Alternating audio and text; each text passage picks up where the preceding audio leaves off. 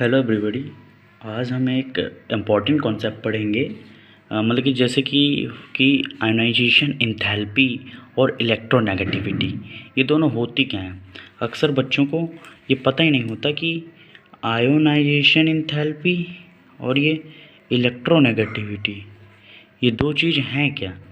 इसलिए मेन बात तो ये है कि इनका जो सबसे बड़ा यूज आता है वो आता है पीरियोडिक टेबल में। इनका जो सबसे बड़ा यूज आता है वो पीरियोडिक टेबल में। तो बच्चे बस ये रट लेते हैं कि जब लेफ़्ट से राइट जाते हैं तो हमारी आयोनाइजेशन एंथैल्पी बढ़ती है, और जब हम अप से डाउन आते हैं तो हमारी आयोनाइजेशन एंथैल्पी घटती है। ये सारी चीज़ें कैसे हैं, मतलब यदि आपको एक बार ये चीज़ें बता दी गई तो आपको पूरी तरह से समझ में आ जाएगा कि आखिर क्या ट्रेंड होता है कि लेफ़्ट से राइट जाएंगे तो आयोनाइजेशन एंथैल्पी कैसे बढ़ती है, ऊपर से नीचे आने पर आयोनाइजेशन एंथैल्पी कैसे घटती है। ये सारी चीज़ें इस बार आपको ये वीडियो के बाद पूरी तरह से फाइनल हो जाएंगी। और मैं एग्जांपल लेने के लिए आपके लिए पी ब्लॉक में ही कहना चाहता हूँ कि यदि मुझे कुछ मिला, मतलब कि मैं पी ब्लॉक का एग्जांपल लेके आपको एक बात समझा भी सकता हूँ। उनके एलिमेंट्स का ग्रुप का एग्जांपल लेके, मोस्ट प्रोबेबली 13, 15 कोई भी ग्रुप का एग्जांपल लेके समझा सकता हूँ। सबसे पहले हम देखते हैं कि ये आयोनाइजेशन एंथैल्पी क्या है। आयोनाइजेशन एंथैल्पी, सबसे एक बात समझिए कि इस एंथैल्पी को हम एनर्जी भी बोलते हैं। इस एंथैल्पी का मतलब एनर्जी से भी होता है, ठीक है। आयोनाइजेशन, देखिए मैं सबसे पहले बताऊं इसका मतलब क्या होता है। मैं कि एक ऐसी एनर्जी जो हम यूज करें, मतलब कि जो हमें चाहिए किसी भी इलेक्ट्रॉन को उसके न्यूट्रल गैसियस एटम से बाहर निकालने के लिए, जो हमें एनर्जी लगती है, उस एनर्जी को हम आयोनाइजेशन एंथैल्पी कहते हैं, ठीक है। सबसे पहले मैं आपको समझाता हूँ कि आखिर इसका कैसे क्या ट्रेंड होता है। तो बहुत सिंपल चीज़ है कि आखिर इसका कैसे क्या ट्रेंड होता है। देखिए बात बताइए, जैसे कि हम लेफ़्ट से राइट गए, ठीक है। हम लेफ़्ट से राइट गए, लेफ़्ट से राइट क्या होगा हमें पता है। लेफ़्ट से राइट जाने पे जो हमारा एटॉमिक साइज होता है वो डिक्रीज होता जाता है, इंक्रीज नहीं होता, डिक्रीज हो जाता है। तो देखते हैं, पहले हमारा एटॉमिक साइज ये रहा, ठीक है। फिर हमारा एटॉमिक साइज ये हो गया, फिर और छोटा हो जाएगा, और छोटा हो जाएगा। तो हमने क्या देखा ना कि एटॉमिक साइज है, जो हमारा एटॉमिक साइज है वो क्या कर रहा है, इधर से इधर जाने पे डिक्रीज कर रहा है। एक बात समझिए, इसमें का मतलब क्या हुआ कि ऐसी एनर्जी जो न्यूट्रल गैसेस एटम से हमें इलेक्ट्रॉन निकालने में काम आए, ठीक है। बाद में क्या होता है, जो इलेक्ट्रॉन निकल जाता है वो पॉजिटिवली चार्ज गैसेस एटम में कन्वर्ट हो जाता है, तो वो अलग बात है। पर मैं आपको सिंपल भाषा में समझाऊँ जो आपको कभी नहीं भूल सकता, समझिएगा। जैसे एक बात बताइए, ये हमारे यहाँ साइज घटता जा रहा है। एक बात बताइए, जब साइज घटता जा रहा है तो जो इसकी सेल्स हैं वो और न्यूक्लियस के क्लोज आ रही हैं। जो सेल हैं, जो इसकी सेल्स होती हैं वो न्यूक्लियस के और क्लोज आती जा रही हैं।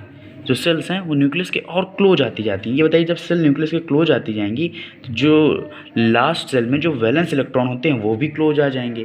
जब क्लोज आ जाएंगे तो एक बात हमें पता लग गई कि यहाँ से एटॉमिक साइज इसका कम होता है। एटॉमिक साइज कम होने के बाद इसकी सेल भी क्या होती हैं, पास आ जाती हैं। और सेल पास आ जाने के कारण इसको हमें, जब एटॉमिक साइज कम हो जाएगा तो हमें ज़्यादा एनर्जी चाहिए उनको अलग करने के लिए। आप खुद ही बताइए, जैसे कि ये सेल है, इसके पास ये सेल बहुत ज़्यादा पास आ गई, जैसे ये छोटा है, फिर ये है, और बहुत सारी सेल, क्योंकि साइज़ हमारा लगातार इधर से इधर जाने में, लेफ्ट से राइट जाने में डिक्रीज होता जाता है। और सेल्स हमारी पास आती जाती हैं। ये सेल पास आ जाएंगे तो हमें ज़्यादा एनर्जी लगेगी ना निकालने के लिए। आप खुद ही बताइए, यदि सेल क्लोज होंगी, ये सेल हमारी क्लोज होंगी तो हमें ज़्यादा एनर्जी लगेगी उन्हें निकालने के लिए। अब बात यहाँ से आपको समझ में आ गई ना कि उस सेल जब क्लोज होगी तो उसमें इलेक्ट्रॉन निकालने के लिए हमें ज़्यादा एनर्जी लगेगी। यही है मेनली आयोनाइजेशन एंथैल्पी का कॉन्सेप्ट। अब आप एक बात बताइए, अब आपके समझ में तो आ गया है कि जब सेल क्लोज होंगी, जब सेल पास आएंगी, सेल कब क्लोज कब होती हैं, जब उनका एटॉमिक साइज कम होता है। तो एक बात बताइए, जब आप लेफ़्ट से राइट जाते हैं तो आपका क्या होगा आयोनाइजेशन एंथैल्पी पे। आयोनाइजेशन एंथैल्पी पे क्या होगा चेंज हमारा, आयोनाइजेशन एंथैल्पी सिंपल चेंज होगा, साइज होगा हमारा कम होता जाएगा, आयोनाइजेशन एंथैल्पी हमारी बढ़ जाएगी क्योंकि हमें ज़्यादा एनर्जी चाहिए। जब अप से डाउन आते हैं तो इसमें क्या होता है, अप से डाउन आने पे हमारा साइज बढ़ता जाता है और बड़ा हो जाता है। जब साइज बड़ा होंगी तो इनकी सेल क्या होंगी, सेल फार होंगी, सेल और दूर होती जाएंगी। जब सेल दूर होंगी तो हमें ज़्यादा एनर्जी लगेगी नहीं उन्हें निकालने में, हमें बहुत जल्दी मिल जाएंगी वो चीज़ें, एनर्जी हमें कम लगेगी। तो शायद आपको ये कॉन्सेप्ट समझ में आ गया होगा कि आखिर आयोनाइजेशन एंथैल्पी का कॉन्सेप्ट क्या है।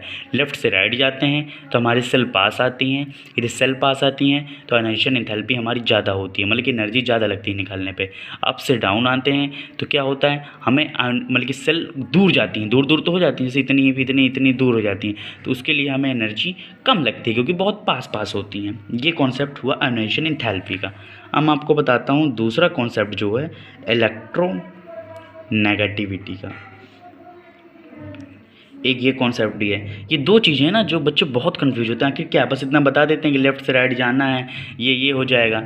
ऐसा थोड़ी ना कोई चीज़ होती है, लेफ़्ट से राइट जाना है कैसे क्या हो जाएगा, तो ये बातें हमें पता होनी चाहिए। ये बहुत सिंपल चीज़ है, मतलब कि तुरंत समझ में आ जाती है बच्चों को। इलेक्ट्रोनेगेटिविटी क्या है, जैसे कि हम जानते हैं कि सिंपल बात है, जैसे हम लेफ़्ट से राइट साइड गए तो लेफ़्ट से राइट जाने में क्या होता है कि जो सेल्स हैं वो पास तो आ जाती है क्योंकि एटॉमिक साइज कम हो रहा है। जब सेल पास आएंगे तो पेड इलेक्ट्रॉन पास आ जाएंगे, फिर जो इनकी शेयरिंग है, अट्रैक्शन है, वो बहुत बढ़ जाएगा। यही एक मेन खास रीजन कि जैसे हम बात करें कि इलेक्ट्रोनेगेटिविटी में क्या होगा, बिल्कुल सिंपल कि कुछ है नहीं इसमें, बिल्कुल सिंपल सी चीज़ है। एक बात बताइए, हमें तो अभी जस्ट हमने पढ़ा है कि इधर से जब हम लेफ़्ट से राइट जाते हैं साइज हमारा बिल्कुल कंटिन्यूसली कम ही होता जाता है। जब साइज कंटिन्यूसली कम होता जाएगा तो जो इनकी सेल्स हैं, सेल्स पास आएंगी ना। हमने इलेक्ट्रोनेगेटिविटी का मतलब क्या पढ़ा है, इलेक्ट्रोनेगेटिविटी एक सिंपल चीज़ होती है, tendency of attracting shared pair of electron. क्या होता है, tendency of attracting shared pair of electron. क्या होता है, tendency of attracting shared pair, जितने भी शेयर्ड पेयर ऑफ इलेक्ट्रॉन है उन्हें अट्रैक्ट करने की बात बताइए। इधर से इधर जाते हैं, हमारी सेल्स पास आती हैं, तो जो इलेक्ट्रॉन हुए वो पास हुए ना, जो लास्ट में जो शेयर्ड पेयर जो इलेक्ट्रॉन हमें शेयरिंग करने हो, जिन इलेक्ट्रॉन की शेयरिंग होगी, जो शेयर हो सकते हैं जो इलेक्ट्रॉन, वो पास होंगे ना। अब जो इलेक्ट्रॉन पास होंगे तो इलेक्ट्रोनेगेटिविटी ज़्यादा होगी, यही तो होती है इलेक्ट्रोनेगेटिविटी। क्या, tendency to attract shared pair of electron. और जब इधर से इधर जाते हैं, सेल्स क्लोज होती हैं, इलेक्ट्रॉन पास होते हैं न्यूक्लियस के, तो जल्दी वो मतलब कि अट्रैक्ट कर सकते हैं शेयर्ड पेयर ऑफ इलेक्ट्रॉन। ये बात कॉन्सेप्ट है। हम इसमें नीचे देख सकते हैं कि अप से डाउन जब आते हैं तो हमारा साइज़ लगातार बढ़ता जाता है। साइज़ बढ़ने के साथ क्या होता है, तो सेल्स होती हैं हमारी लगातार दूर चली जाती हैं। दूर चली जाएंगी तो शेयर्ड पेयर ऑफ इलेक्ट्रॉन इतनी जल्दी अट्रैक्ट नहीं हो पाता। समझ रहे हैं ना इस बात को, बिल्कुल सिंपल सी बात है ना। जो लास्ट ऑर्बिटल होगा वो न्यूक्लियस से दूर चला जाता है, सिंपल सी बात है। तो मैं आपको एक बात समझा सकता हूँ कि बता दूं, मतलब कि आपकी उसके लिए मैं कि रिकैप के लिए दिमाग में इतनी बात डाले रहिएगा कि इलेक्ट्रोनेगेटिविटी और ionisation enthalpy inversely proportional to atomic size. ठीक, जैसे जैसे एटॉमिक साइज घटेगा आयोनाइजेशन एंथैल्पी बढ़ेगी, जैसे जैसे एटॉमिक साइज घटेगा इलेक्ट्रोनेगेटिविटी भी बढ़ेगी। इसका रीज़न आपको पता है, एटॉमिक साइज के बढ़ने के कारण क्यों, कि सेल्स हमारी क्लोज आ जाती हैं। और इन्हीं सबका तो गेम, मैंने आपको इलेक्ट्रॉन में tendency to attract share pair of electron, ionisation enthalpy बता दी, ऐसी एनर्जी जो लास्ट पेयर ऑफ मतलब कि इलेक्ट्रॉन को निकालने में बाहर आए न्यूट्रल गैसेस एटम से कैसे बाहर निकालें। ये दो कॉन्सेप्ट आपके समझ में, बच्चे में बहुत कन्फ्यूज होते हैं, शायद ये बात आप समझ के होंगे। मैंने आपको कहा था ना कि मैं आपको एग्जाम्पल लेके भी बता दूंगा, जैसे कोई भी पी ब्लॉक एलिमेंट का एग्जाम्पल ले सकते हो आप, किसी भी को ले सकते हैं पीरियोडिक टेबल पे, इससे मैटर नहीं करता कि पी ब्लॉक है SPDF, कोई भी ब्लॉक ले सकते हैं, पर मैं आपको पी ब्लॉक का लेके बता दे रहा हूँ। जैसे एक बात समझिए, जैसे यहाँ पे पी ब्लॉक होते हैं 13 ग्रुप से स्टार्ट होता है, boron, carbon, nitrogen, oxygen, fluorine. इसका तो हमें पता है, इसका 13 होता है ग्रुप नंबर, इसका 14 होता है, 15 होता है, 16 होता है, 17 होता है। अब आप यहाँ से एक बात समझ ही सकते हैं, बिल्कुल लॉजिक्स वाली बात है। इधर से इधर जा रहे हैं ना, जा रहे हैं, सिंपल सी बात है। इधर से इधर जाने पे क्या होता है, साइज डिक्रीज होता है। यदि साइज डिक्रीज होगा, एटॉमिक साइज डिक्रीज होता है, यदि एटॉमिक साइज हमारा डिक्रीज होगा तो एटॉमिक साइज डिक्रीज होने के बाद क्या होता है, आयोनाइजेशन एंथैल्पी कम होगी, क्योंकि आयोनाइजेशन एंथैल्पी ज़्यादा होगी क्योंकि हमें ज़्यादा एनर्जी चाहिए ना इलेक्ट्रॉन्स निकालने के लिए। दूसरी बात क्योंकि इलेक्ट्रोनेगेटिविटी इंक्रीज करेगी। दोनों फैक्टर आप समझ ही गए होंगे मेरे अकॉर्डिंग क्या होता है। चलिए नेक्स्ट वीडियो में मिलेंगे, और इस चैनल पे आपको केमिस्ट्री से रिलेटेड कुछ छोटी छोटी चीज़ें, माइन्यूट सी चीज़ें समझाते हुए डाली जाएंगी। आप इस चैनल को सब्सक्राइब करिए और बाकी वीडियो भी देखिए, इसमें भी हर एक सब्जेक्ट का टाइप से कंटेंट आता है। Okay, bye.